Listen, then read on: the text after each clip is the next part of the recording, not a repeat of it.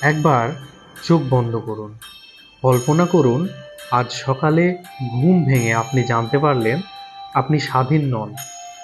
নিজের দেশে থেকেও আপনি পরাধীন। আপনার ভাষা, আপনার অধিকার, আপনার সম্মান সব কিছু অন্যের হাতে বন্দী। আজ আমরা যে স্বাধীন বাতাসে নিঃশ্বাস নিই তার প্রতিটি কণায় মিশে আছে অগণিত মানুষের রক্ত, অশ্রু আর আত্মত্যাগ।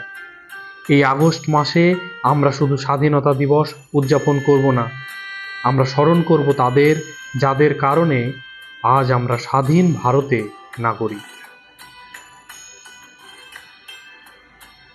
আজকের যে সমাজ সোশ্যাল মিডিয়ার স্ক্রিনে মুহূর্তের মধ্যেই ক্ষোভ আর আনন্দের প্রতিক্রিয়া জানায়, যে তরুণ প্রজন্ম নিজের ভবিষ্যৎ গড়ার ইঁদুর দৌড়ে ব্যস্ত, তারা কি কখনো থমকে দাঁড়িয়ে ভেবেছে এই স্বাচ্ছন্দ্যের আকাশটা আমরা কার বিনিময়ে পেয়েছি?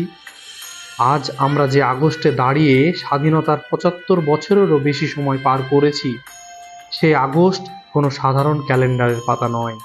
এটা আমাদের অগণিত প্রজন্মের কাছে এক ঋণের দলিল। এই আগস্টে আসুন আমরা শুধু ইতিহাস পড়ব না, আমরা ইতিহাস থেকে শিখব।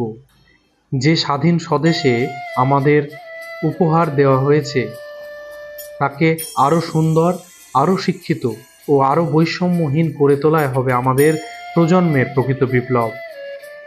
আজ তাই সেই সমস্ত অমর বিপ্লবীদের নমন, শ্রদ্ধাঞ্জলি ও জয় হিন্দ জানাই।